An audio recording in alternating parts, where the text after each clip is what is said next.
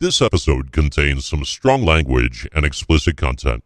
We believe in free expression and open conversations, and sometimes that involves using words that might not be suitable for all ages. Tailored for the mature adult audience, we will pull no punches as we explore the intricacies of leading teams, managing conflicts, and fostering a culture of accountability in the workplace and in real life too.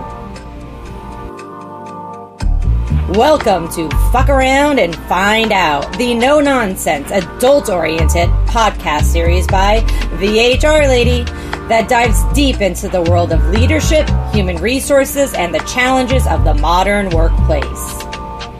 If you're looking for candid conversations and a touch of humor, you're in the right place.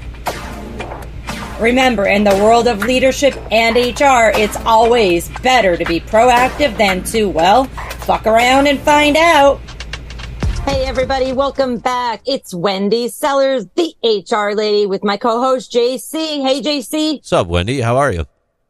I'm fantastic. Just getting through Labor Day and recovering from Labor Day, attempting to take a time off. That didn't actually happen. I'm going to tell you something. No one can see you right now, but I can. And on camera, your hair is not like slicked back as much as it normally would be. You must have been trying to pull it out of the bun a little bit today. I don't know. A little stress? Talk to me.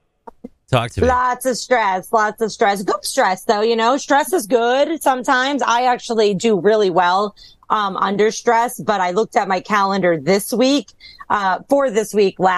during a hurricane, and I was like, oh my God. So I did work over the weekend to catch up. For those of you that don't know, I am in Florida and we had a hurricane here. So my plans got completely thrown off. And then even though nothing really happened, there's a lot of anxiety that goes along with that. And so during a hurricane, I'm thinking, all right, I'm just going to sit here and work. Yeah, right. I'm pacing,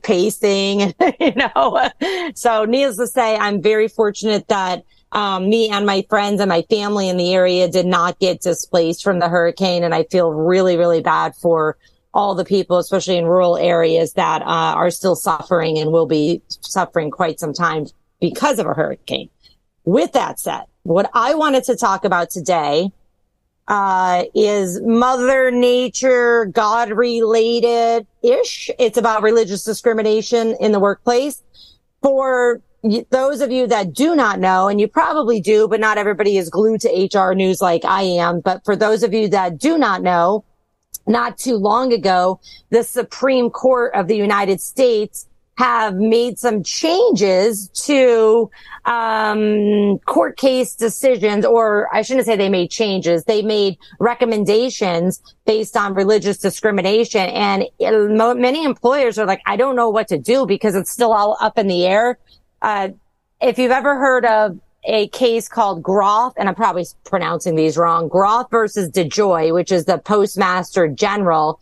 This was a long time ago where the Supreme Court said, hey, you have to give accommodations to employees in the workplace if they say maybe their schedule or the garb that you're making them wear conflicts with their religious beliefs, as long as it doesn't, as long as there's a de minimis standard, meaning it doesn't really affect your business too much, but it is some kind of cost, then you don't have to accommodate. Well, today's Supreme Court, all of them said, nope, you have to accommodate to those employees. And they then sent it back to the original court saying, hey, look at this. And we strongly recommend that you reconsider the matter. So, JC, what that means is the Supreme Court has decided we don't like the original decision. We're changing it, but we're not really going to change it yet. We're telling this other court, the Third Circuit, which is in Philadelphia or Philadelphia area, that you have to reconsider your original decision. That was in June 29th of 2023 to be exact. It is now September, a couple months later, and employers are going, okay, what's happening? What's going on? What do we do? Do we have to bend over? Do we have to not bend over to these employees who are asking for religious accommodations? Have you heard of any of this, JC? Yeah, 22-174 Groff versus DeJoy 62923. Quote, the Supreme Court held that to deny religious accommodation as a, quote, undue hardship, end quote, requires an employer to show that it would, quote, result in substantial increased cost in relation to the conduct of its particular business, end quote. So that's like the overall gist that I had as a takeaway from that one. To your point, though, like extrapolating that and putting that into practical application within the workplace now within the September timeframe. So this is basically saying that it's a gray area large enough to prove or afford a good faith defense of undue hardship if it results in increased cost. And then if we're talking about increased cost, does then said employer reach the point of saying increased cost would include if someone needs to step away for midday prayers for 1 hour and they're going to wind up using a half hour of their own lunchtime, but then a half hour, I will afford them a half hour of company time, but I'm not going to pay them overtime on the day. It's an undue hardship. And then now I have a increased cost if I have to pay them overtime to keep work. Like, how granular is this going to get? I'm having a hard time finding anything case law specific since the opinion was published back in June. It's going to be intriguing to see what's unveiled on this one. It is. It really is going to be intriguing because it wasn't that long ago, but it's long enough to say, okay, all these employers are just left in a lurch right now saying, what do we do? So, I mean, most employers that I know are just saying, okay, do everything you can to appease the employee until we get some actual court decisions. Go ahead. So this, for anyone listening, this is not official legal advice by any stretch of the imagination. No. We're just talking current events and anything that you could Google that's out there is public knowledge. And basically, standing here, the ruling overturned a lower court's decision. Like Wendy was telling you, they rejected the claim by Gerald Groff, a former mail carrier in the state of Pennsylvania. And Groff claimed that the Postal Service violated federal anti-discrimination law by refusing to exempt him from working on Sundays when he observes Sabbath. That's what it came down to at the end of the day. That's the premise of this entire thing. And when we're looking at other religions and the effects of not providing legal accommodation, or I'm sorry, rightful accommodation, rightful religious accommodation, right? Yeah. And trying to prove that undue hardship. And in this particular instance, it's undue hardship based upon the Postal Service and anti-discrimination law. It's like, wow, wow. Yeah. Sellers. And then not only that is that original person who filed it, he ended up quitting his job and then filed it. And it got basically like, nope, it's dismissed. That's too bad on you, buddy. But now it's like, okay, well, now is he going to get something back? In theory. Anyways, here's my concern and why I have it on today's podcast, which is fuck around and find out, is listen, employers, please don't fuck around and find out, because you're going to be you're going to be a case law example that we're all waiting for. Yeah. But first of all, I want to say that I do think that, on one hand, yes, people should have accommodations for disabilities, for medical condition, for religion. That is their right, per our U.S. laws as they stand now. And if you don't like those laws, then vote. And make sure your friends and everybody else votes as well. So first of all, I do think that people should have the right and the accommodation as long as they're not totally doing it just to screw the system, or they're applying for a job that says, hey, the job's only Saturday and Sunday. You're not going to get Sunday off because that's going to be 50% of your job. Those ones I think are going to be a lot easier to determine.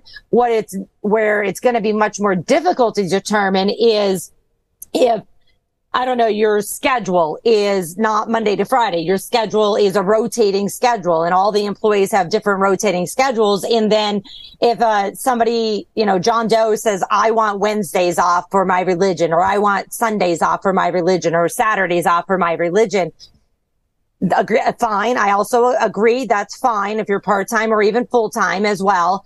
But many people who do not have the same religion of you, or no religion at all, then are going to be getting all the crappy work hours because of that person's religion. And I was thinking about this the other day, is remember a time, JC, early in our lives, because we're about the same age, where stores weren't open on Sunday, or they weren't open at night, or they weren't open on the weekends.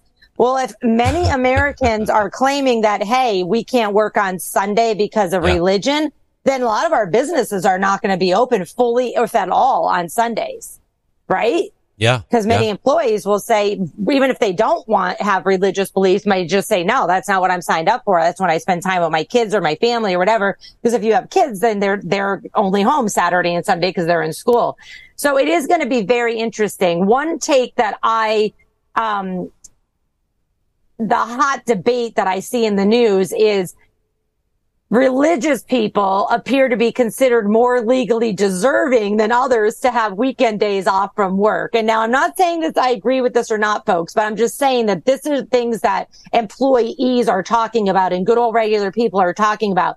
Unions are really stepping it up and saying, no, we want to make sure that all coworkers, all employees have an opportunity to rest on the weekend, maybe, get scheduled every other weekend. But you, John Doe over here, saying you can't at all get scheduled on the weekend, or we'll just say Sunday for this case.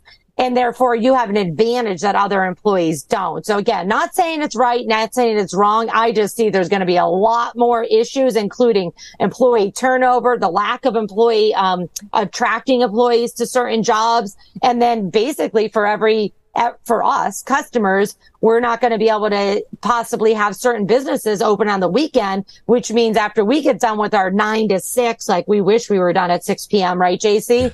That we're going to then have to run to the grocery store or whatever on a Tuesday, right after that, because they're going to be closed on Wednesdays and Saturdays and Sundays because there's not going to be enough workers. So I don't know. What are your thoughts there? You got any stats for me on who's religious and who's not? Yeah, I'm actually really intrigued by what you said in regards to the weekend hours, and then also the thought of undue burden and hardship on the employer in regards to changing their business model to accommodate more hours on the weekend, which would then potentially include overtime or time and a half. And then the vicious spiral circles down.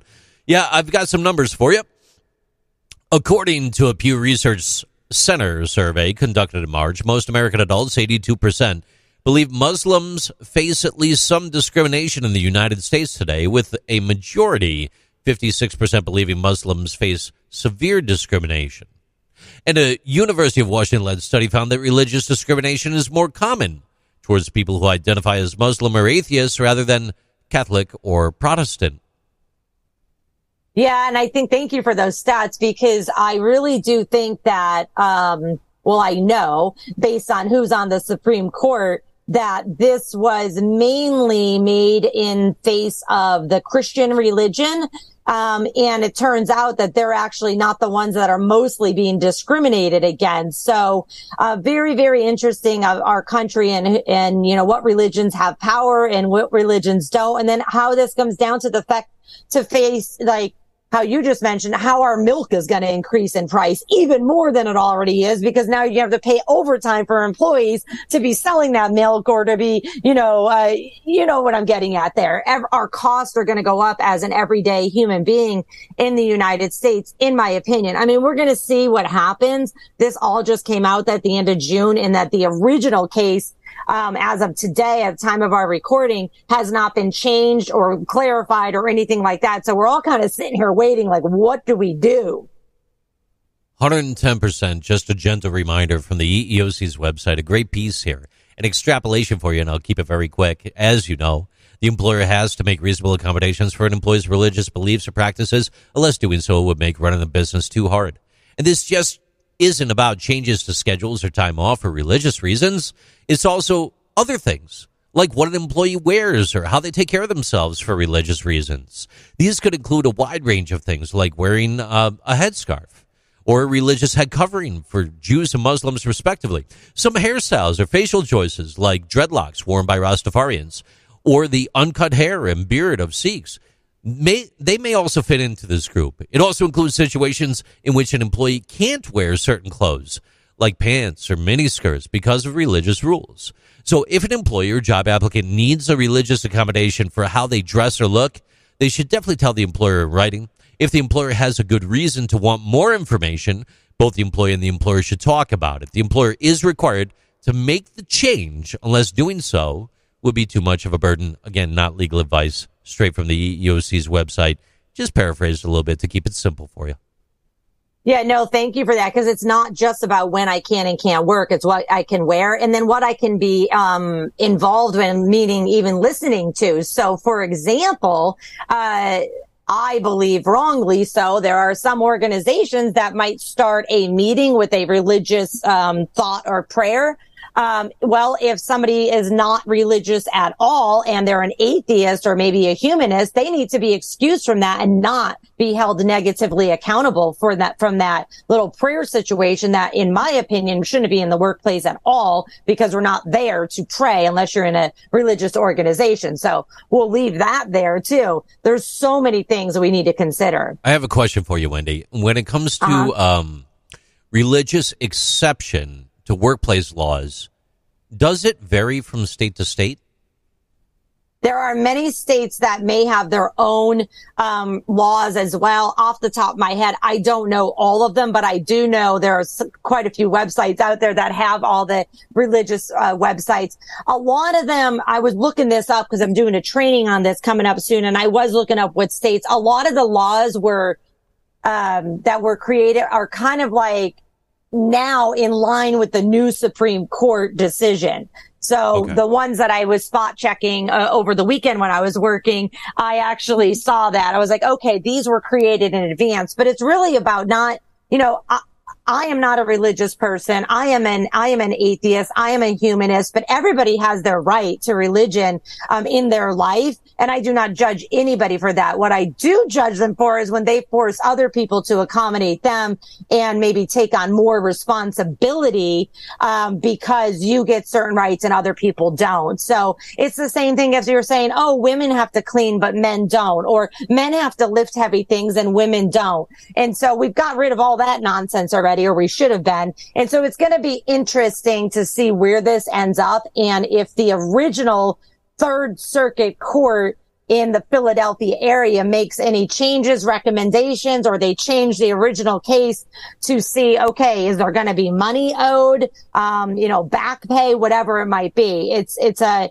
very, very, hotly contested situation. And it's honestly the people that in HR that I know and the employment lawyers that are saying like, whoa, this is a big game changer. It's nothing against people who are religious. It's about the fact that it's not necessarily seen as fair across the board.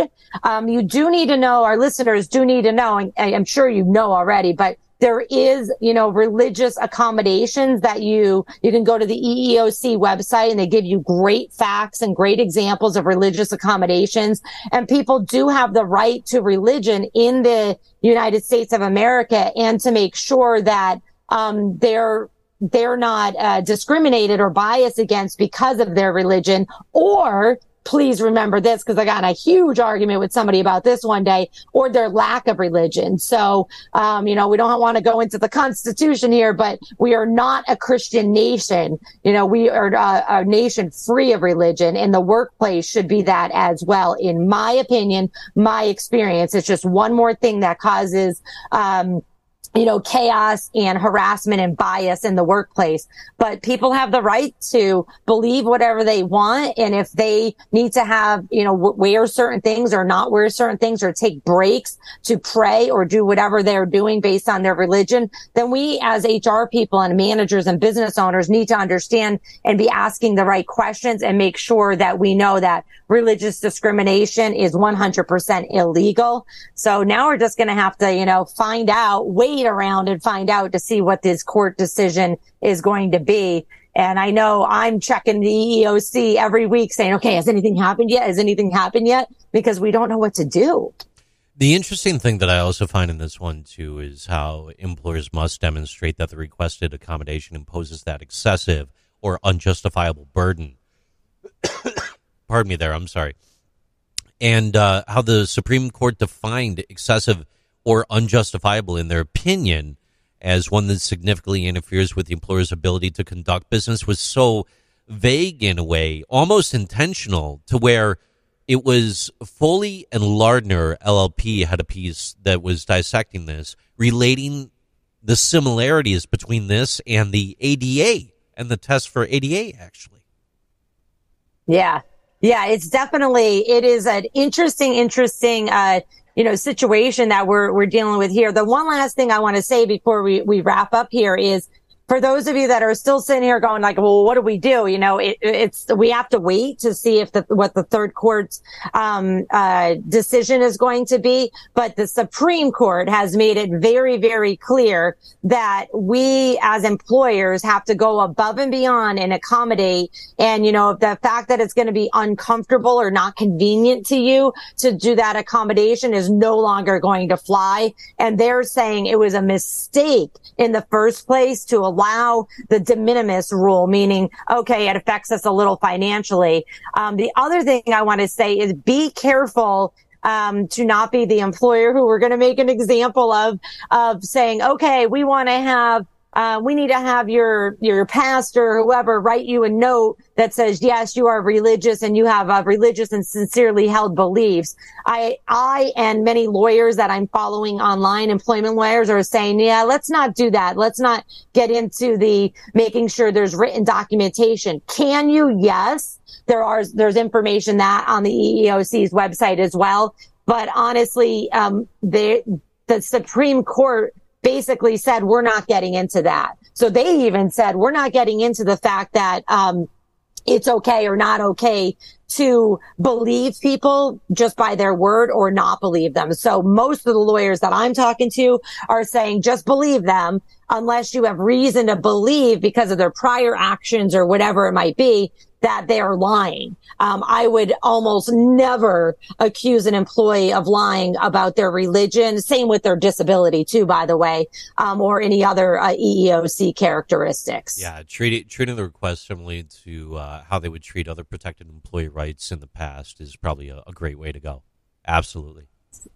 Some of the next steps that, I think, before I wrap up here, that you may want to do until we figure out what's going to happen with the Third Circuit case is take this as a word moving forward that, yep, we cannot discriminate on religious, accommodations, and we have to bend over backwards to make sure that these employees feel comfortable and that we are doing, the best that we can to accommodate them, even though it's going to cost us time or money. You might want to also go and do some audits of why are people being rejected, or why did people quit? Why did people get fired? Oh, they had write-ups for not being here on Wednesday night. Oh, wait, now it turns out it was because of their religion.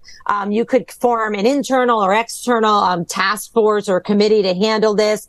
Update your policies and your hiring procedures. And then train your managers and everyone who is involved in the hiring department. And then finally, definitely seek external legal counsel if you have a lot of religious accommodations currently, or you're getting more, and seek legal counsel that is specific to your zip code. Because as JC mentioned previously, states might have their own laws and regulations as well. With that said, thanks everybody for coming to our podcast today. Fuck around and find out on religious accommodation in the workforce.